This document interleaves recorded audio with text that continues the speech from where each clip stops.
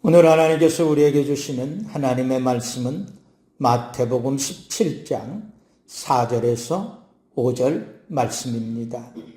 신비한 체험 가운데 들려오는 하나님의 말씀을 들으라는 말씀으로 함께 은혜를 나누겠습니다. 하나님 말씀 우리 같이 읽겠습니다.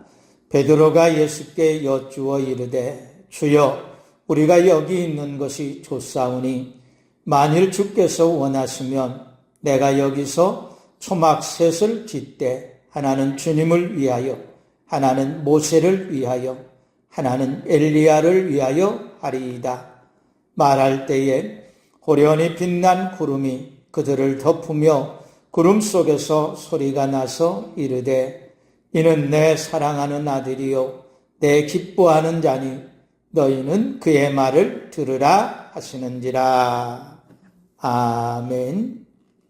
우리는 신앙 생활을 하면서 영적 체험이 있어야 한다 생각합니다. 영적 체험이 그만큼 중요하다는 의미일 것입니다.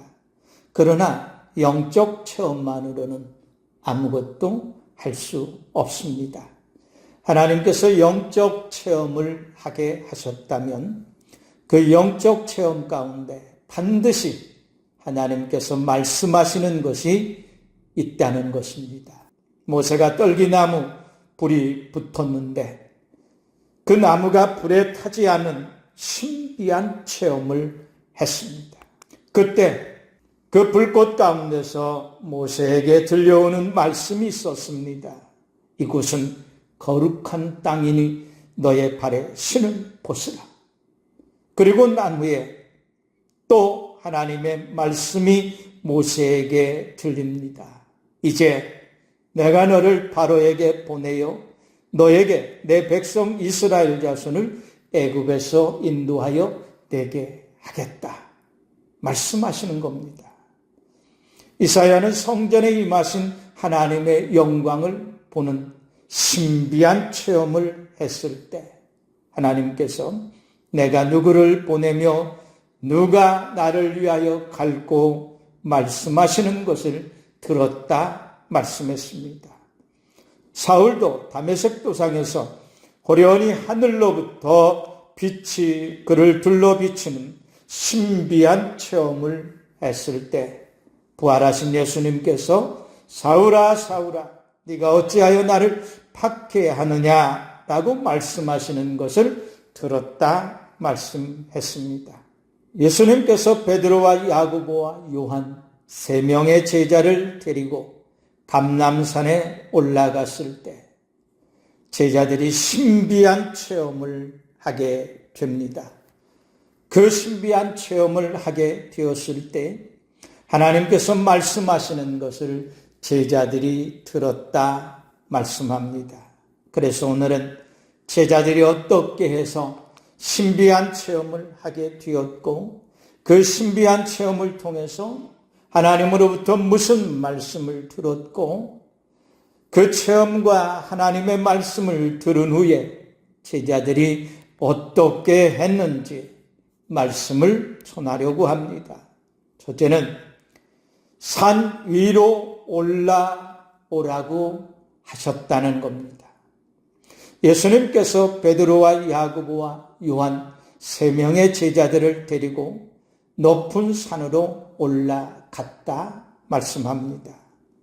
예수님께서 세 명의 제자를 데리고 높은 산으로 올라가신 것은 분명한 목적이 있었을 것입니다.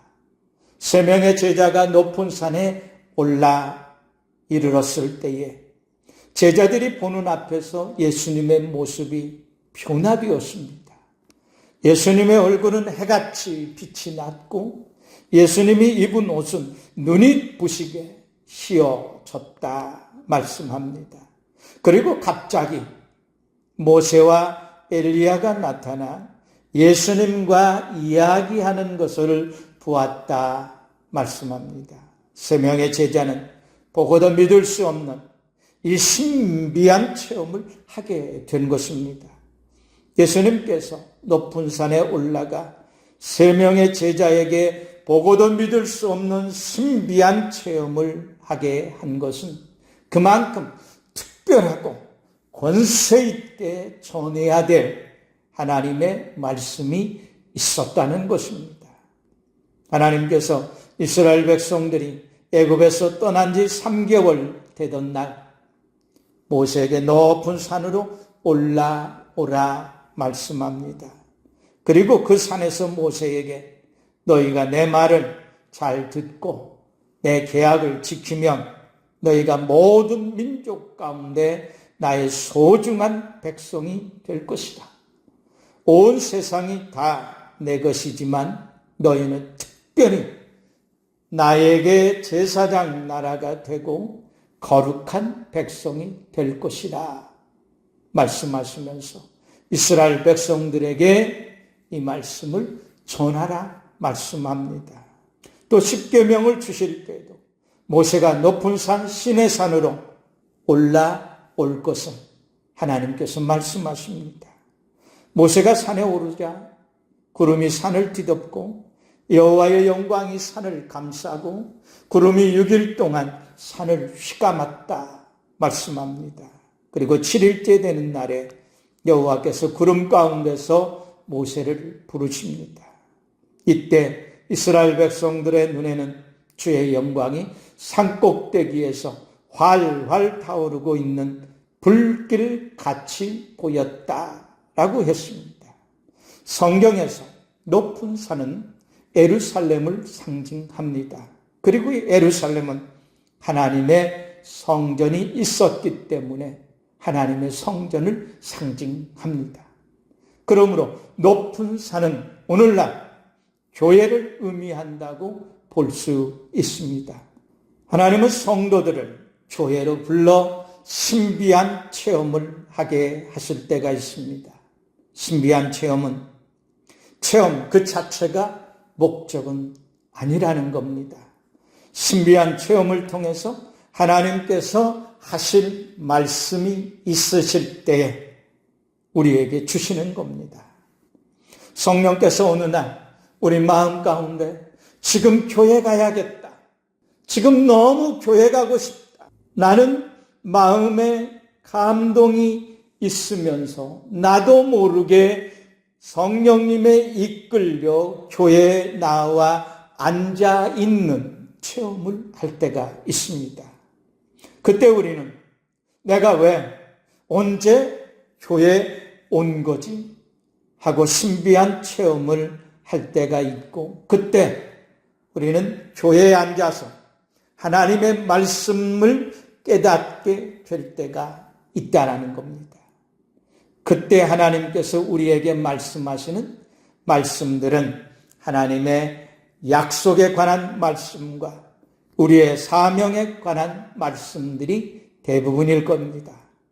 예수님께서 3명의 제자를 데리고 높은 산에 올라가 신비한 체험을 그들에게 하신 것은 예수님이 십자가에 못 박히시고 부활하실 때에 어떤 모습으로 부활하게 될 것인가를 미리 보여주신 겁니다. 3명의 제자가 그 신비한 체험을 하고 있을 때 하나님의 말씀하시는 것을 들었다 말씀합니다.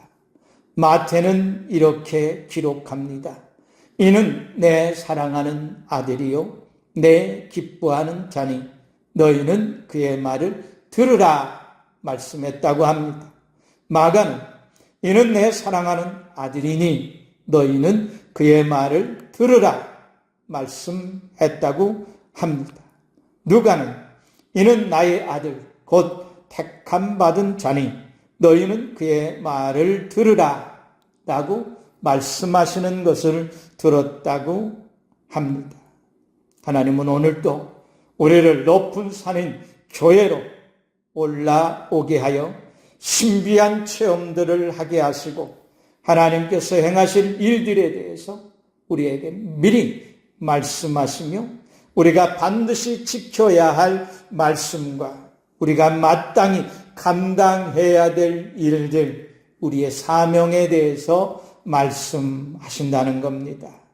신비한 체험 속에 들려오는 하나님의 말씀을 듣는 성도들이 되시기 위해서 하나님께서 교회로 올라오라고 말씀하실 때에 지체 없이 교회로 올라오는 나오는 우리 성도님들이 되시기를 간절히 축복합니다. 두 번째는 신비한 체험은 예수님을 알게 하고 하나님을 알게 한다는 것입니다. 세 명의 제자는 신비한 체험을 통해서 예수님에 대해서 하나님이 말씀하시는 세 가지의 놀라운 말씀을 듣게 되었다 말씀합니다. 먼저 제자들이 들은 예수님에 관한 말씀은 이는 내 사랑하는 아들이라는 말씀이었습니다. 제자들은 지금껏 예수님을 주와 선생으로만 알고 있었습니다. 그래서 제자들은 랍비여 선생님 그렇게 불렀습니다. 그런데 예수님이 하나님의 사랑하는 아들이라는 것을 이 신비한 체험을 통해서 알게 된 것입니다. 예수님에게 특별한 능력이 있고 특별히 그분이 전하는 말씀의 권세가 있고 그분의 능력이 있어서 병든 자들을 고치시고 귀신 들린 자들에게서 귀신을 쫓아내는 것을 보았고 알고 있었지만 하나님의 사랑하는 아들이라는 것을 지금까지는 알지 못했던 겁니다. 그런데 이번 신비한 체험을 통해서 하나님으로부터 직접 예수는 내가 사랑하는 아들이라는 말씀을 듣게 된 겁니다. 예수가 하나님의 사랑하는 아들이라는 것을 이제는 확실히 알게 되었다는 것입니다. 마귀는 이미 예수님이 하나님의 아들인 것은 알고 있었습니다. 마귀가 예수님을 시험할 때 네가 만일 하나님의 아들이라면 이라고 했습니다. 하나님의 아들이라는 것을 의심해서 그렇게 말한 것이 아닙니다. 하나님의 아들이신 것을 마귀는 확실히 알았기 때문에 시험한 겁니다. 귀신들도 예수님이 하나님의 아들이신 것을 알고 있었습니다. 예수님께서 거라사 지방에 가셨을 때 어떤 사람에게 귀신이 들려 있었는데 그 사람 속에 있는 귀신이 예수님을 보는 순간 당신은 하나님의 아들입니다 라고 했다는 것입니다. 그러나 대제사장은 예수님이 하나님의 아들임을 알지 못했습니다. 그러니까 네가 하나님의 아들 그리스도인지 우리에게 확실하게 말하라고 한 겁니다. 유대인들도 예수님이 하나님의 사랑하는 아들임을 알지 못했습니다. 그러니까 예수님께서 나는 하나님의 아들이라 말씀하셨을 때 자기가 하나님의 아들이라고 하니 이는 신성 모독죄에 속한다. 그러므로 우리가 그를 죽여야 한다. 돌로 쳐 죽이려 했다는 것입니다. 그러나 예수님과 함께 높은 산에 올라가 신비한 체험을 한 세 명의 제자는 이제는 확실하게 예수님이 하나님의 사랑하는 아들이신 것을 알게 되었다는 것입니다. 그래서 베드로는 제자들을 대표해서 주는 그리스도시요 살아계신 하나님의 아들이십니다 라고 고백했던 것입니다. 우리는 영적 체험을 사모합니다. 그런데 그토록 영적 체험을 사모하면서도 그 영적 체험을 통해서 예수님이 하나님의 사랑하는 아들이심을 알고자 하지 않는다는 것입니다. 하나님이 누구신지를 알고자 하지 않는다는 것입니다. 영적 체험 그 자체만을 소망하는 겁니다. 우리의 구원은 예수님이 하나님의 아들이심을 아는 것으로부터 시작됩니다. 또한 제자들은 신비한 체험을 통해서 예수님이 하나님이 기뻐하시는 자라는 것을 말씀을 통해 들었다 말씀합니다.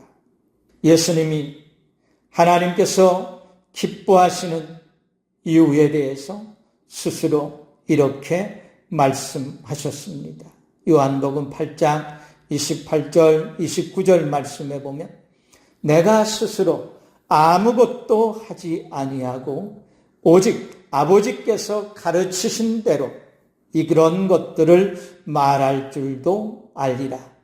나를 보내신 이가 나와 함께 하시도다. 나는 항상 그가 기뻐하시는 일을 행함으로 나를 혼자 두지 아니하셨느니라 말씀했습니다. 예수님은 왜 하나님이 자신을 기뻐하는 아들이라고 하시는지에 대해서 이렇게 말씀하신 겁니다. 하나는 아버지께서 가르쳐 주신 대로 내가 말했다, 전했기 때문이라고 말씀합니다. 요한복음 15장 15절에 보면 예수님께서 내가 내 아버지께 들은 것을 다 너희에게 알게 하였음이라 말씀했습니다. 그래서 하나님이 예수를 기뻐하신 겁니다. 다른 하나는 하나님이 예수님을 기뻐하시는 이유는 항상 하나님이 기뻐하시는 일을 예수님이 했기 때문이라 말씀합니다. 하나님께서 가장 기뻐하시는 일이 무엇입니까? 누가복음 15장 7절에서 예수님은 내가 너희에게 이르노니 이와 같이 죄인 한 사람이 회개하면 하늘에서 회개할 것이 없는 의인 99으로 말미암아 기뻐하는 것보다 더 하리라 말씀했습니다. 예수님은 하나님이 가장 기뻐하시는 일, 잃어버린 한 마리의 양을 찾기 위해서 스스로 십자가에 못 박혀 죽었습니다. 예수님께서 기뻐하시는 말을 하고 예수님께서 기뻐하시는 일을 우리도 해야 할 것입니다. 나아가 제자들은 신비한 체험을 통해서 하나님의 택함받은 자라는 말씀을 들었다 말씀합니다. 마태복음 12장 18절에 보면 보라 내가 택한 종 내 마음에 기뻐하는 바 내가 사랑하는 자로다. 내가 내 영을 그에게 줄 터이니 그가 심판을 이방에게 알게 하리라 말씀하셨습니다. 예수님은 사람들이 택하여 구주로 삼은 것이 아닙니다. 예수님은 하나님이 택하신 겁니다. 그리고 그 아들 예수는 우리를 택하신 것입니다. 그래서 요한복음 15장 16절에 보면 너희가 나를 택한 것이 아니요 내가 너희를 택하여 세웠나니 이는 너희로 가서 열매를 맺게 하고 또 너희 열매가 항상 있게 하여 내 이름으로 아버지께 무엇을 구하든지 다 받게 하려 함이라 말씀했습니다. 신비한 체험을 통해서 우리는 하나님을 더욱 알게 되고 예수가 하나님의 아들이심을 알고 하나님이 기뻐하시는 자임을 알고 하나님의 택하신 자인 것을 알아가야 하는 것을 우리는 깨달아야 합니다. 신비한 체험이 우리로 하여금 하나님과 그의 아들 독생자를 알게 하는 일에 조금도 도움이 되지 않았다면 그 신비한 체험이 도리어 우리를 영적으로 위험에 빠뜨릴 수도 있다는 것을 우리는 명심해야 합니다. 우리가 신비한 체험 가운데 빠져 있을 때 마귀는 우리를 시험할 수 있다는 것을 알고 늘 깨어있는 성도님들이 되시기를 간절히 축복합니다.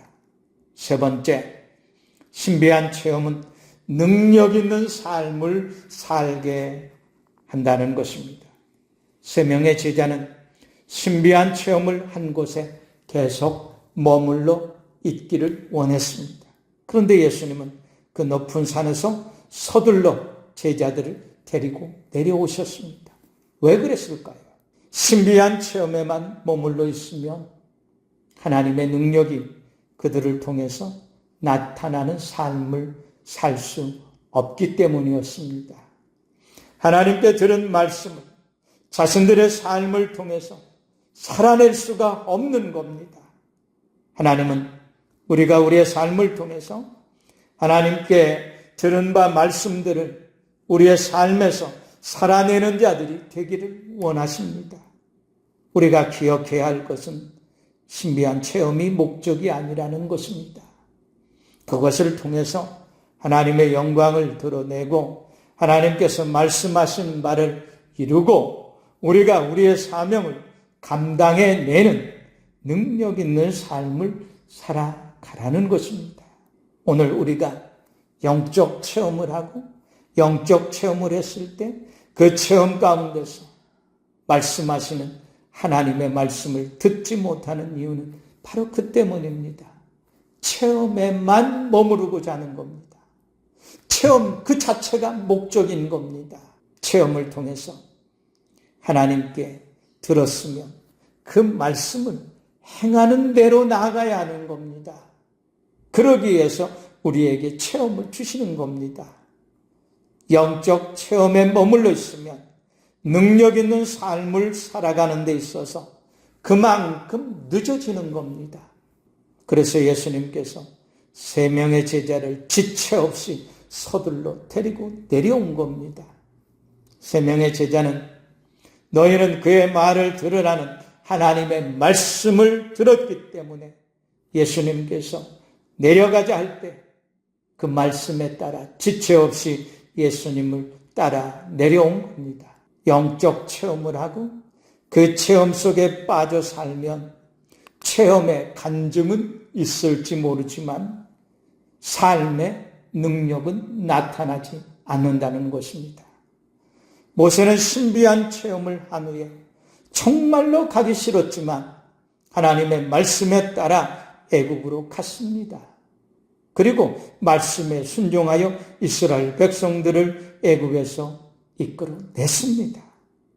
기드온도 신비한 체험을 한 후에 사실상 가기 싫어서 이런저런 표적을 구하며 핑계를 대보고자 했지만 결국은 신비한 체험을 한 후에 말씀에 순종해서 300용사를 데리고 가서 미디안 사람들을 쳐서 승리함으로 이스라엘 백성들을 구해냈습니다. 바울도 신비한 체험을 한 후에 예수님의 말씀에 순종하여 이방인의 사도로 복음을 전하러 갔다는 것입니다. 신비한 체험을 통해서 들은 하나님의 말씀을 살아냄으로써 하나님께 영광을 돌리는 능력 있는 삶을 살아가는 우리 성도님들이 되시기를 간절히 축복합니다. 사랑하는 성도 여러분, 하나님께서 우리를 높은 산 교회로 올라오라고 말씀하실 때가 있습니다. 신비한 체험 가운데서 하나님의 말씀을 교회에 올라와서 들으시기를 바랍니다. 그런 일들이 우리에게 자주 있는 것, 그것이 축복이고 그것이 은혜입니다. 그것이 하늘 영광을 맛보는 삶입니다.